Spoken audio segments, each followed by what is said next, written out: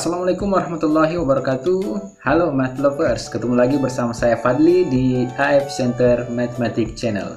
Di video kali ini kita akan membahas tentang masih seputar turunan, yaitu fungsi naik, fungsi turun, dan nilai stasioner. Yang baru gabung silakan subscribe untuk menambah pengetahuan Anda tentang matematika, karena matematika itu luas. Saya sampaikan kepada teman-teman semua bahwa sebelum kita membahas materi ini, teman-teman diharuskan telah mengetahui atau mempelajari materi tentang definisi turunan serta sifat-sifat turunan fungsi aljabar, agar teman-teman dengan mudah dapat mempelajari tentang fungsi naik, fungsi turun, dan nilai stasioner. Asumsi saya saat ini adalah teman-teman semua telah memahami materi definisi turunan serta sifat-sifat turunan fungsi aljabar. Bagi teman-teman yang ingin melihat atau menguatkan kembali materi tentang definisi turunan serta sifat-sifat turunan fungsi aljabar, silakan teman-teman klik link rekomendasi di atas atau juga bisa melihat di akhir video ini. Simak terus video ini sampai habis dan berikut pembahasannya.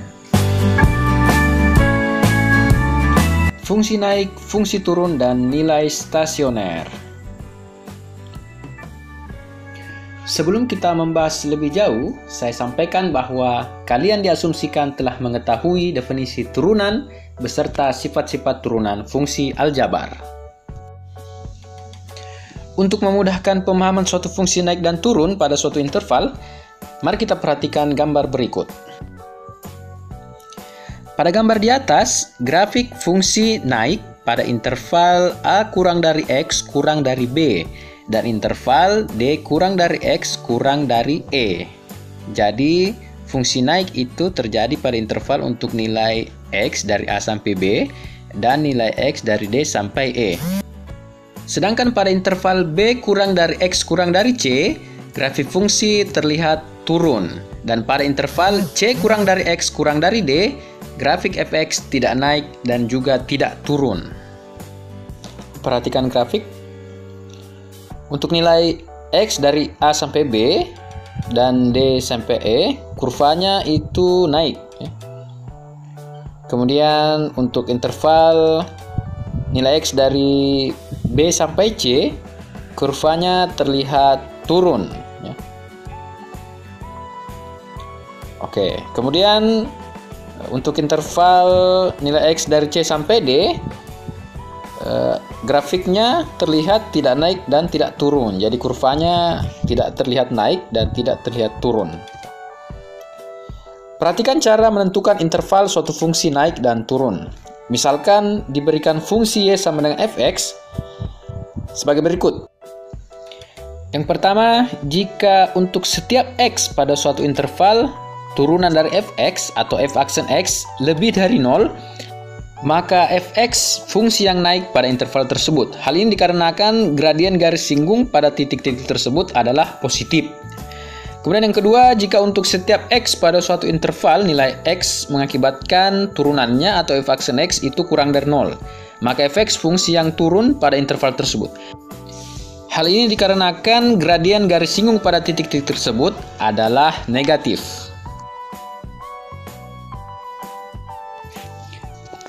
Kemudian yang ketiga, apabila suatu nilai x mengakibatkan f aksen x sama dengan 0, maka fx tidak naik dan tidak turun pada titik tersebut. Hal ini dikarenakan gradien garis singgung pada titik-titik tersebut adalah 0. Kondisi ini dinamakan stasioner. Kita masuk contoh. Yang pertama, tentukan interval fungsi fx sama dengan x pangkat 2 agar fungsi naik. Kita jawab, kita ketahui fx sama dengan x pangkat 2. Kemudian berdasarkan konsep atau syarat fungsi naik adalah turunannya atau f aksen x itu lebih dari 0. Sehingga mula-mula kita cari dulu turunan dari x pangkat 2. Turunan dari x pangkat 2 adalah f aksen x sama dengan 2x. Sesuai syarat berarti 2x harus lebih dari 0. Sehingga kita peroleh x lebih dari 0. Jadi fungsi akan naik pada interval X di mana X lebih dari 0 untuk X anggota himpunan bilangan real. Contoh kedua, tentukan interval fungsi naik dan turun dari fungsi fx sama dengan x pangkat 4 kurang 2x pangkat 2. Mula-mula kita harus cari dulu pembuat 0 dari f aksen x. Maksudnya adalah kita turunkan dulu f(x), kemudian kita cari akar-akarnya ya. Kita ketahui f(x) sama dengan x pangkat 4 kurang 2x pangkat 2. Sehingga turunannya adalah 4x pangkat 3 kurang 4x. Untuk mencari akar-akarnya berarti 4x pangkat 3 kurang 4x kita harus samakan dengan 0. Kemudian kita faktorkan. Menjadi 4x kali x kurang 1 kali x tambah 1. Kita peroleh x sama dengan 0 atau x sama dengan 1 atau x sama dengan negatif 1.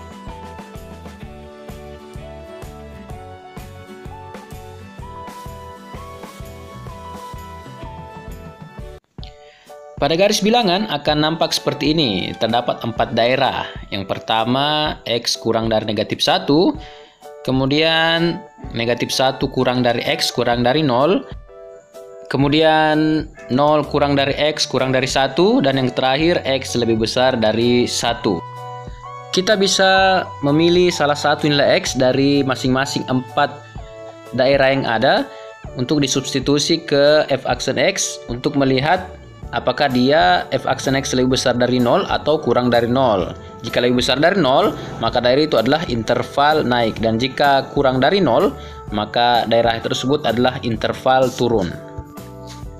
Jadi, kurva fungsi akan naik pada interval negatif 1 kurang dari x kurang dari 0 atau x lebih besar dari 1. Dan turun pada interval x kurang dari negatif 1 atau pada interval 0 kurang dari x kurang dari 1.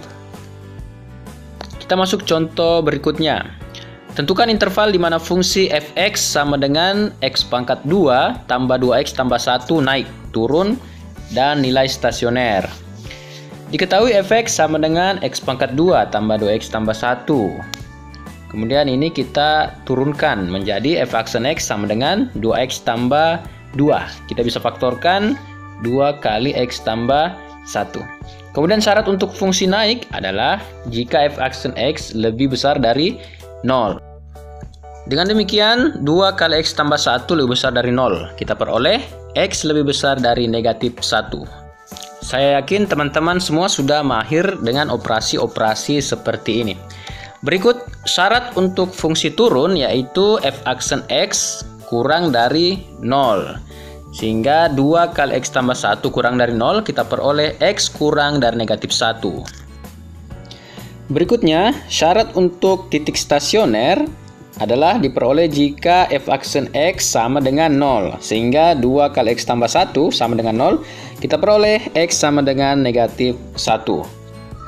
Jadi, fx akan naik pada interval x lebih dari negatif 1, turun pada interval x kurang dari negatif 1, dan stasioner di x sama dengan negatif 1.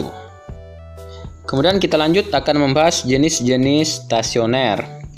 Terdapat 3 jenis nilai stasioner suatu fungsi, yaitu titik balik maksimum, titik balik minimum, dan titik belok.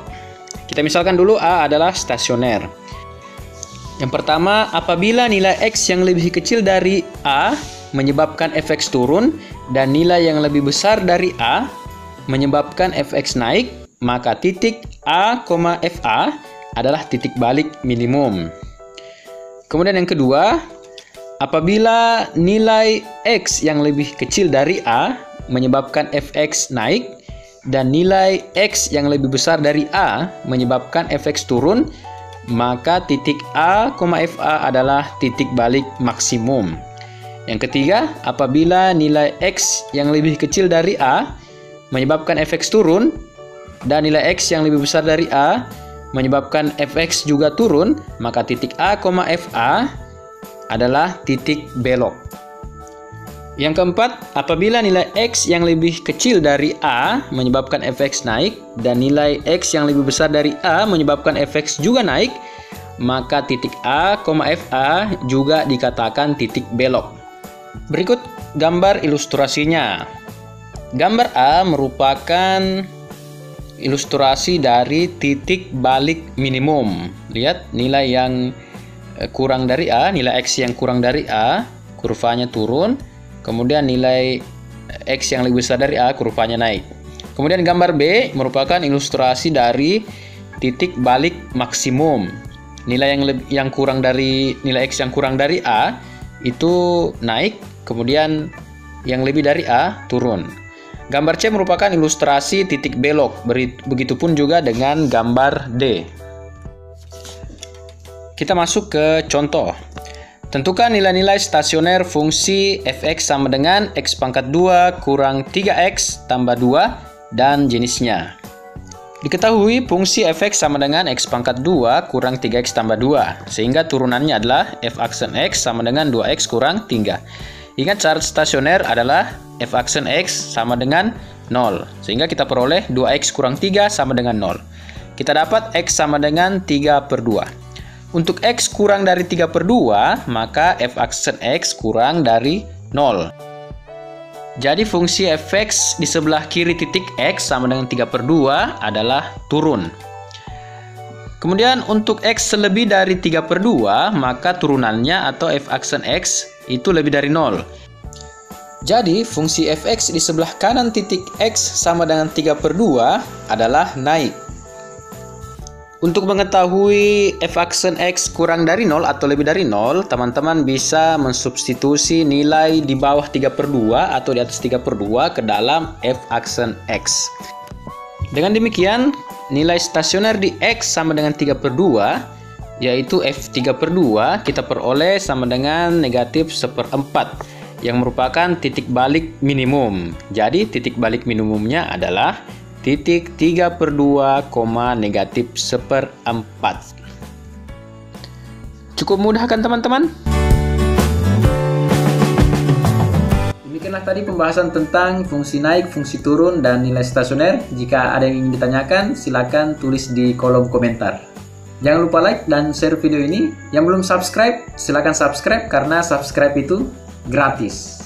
Sampai ketemu di video-video berikutnya yang pasti akan menambah wawasan teman-teman semua.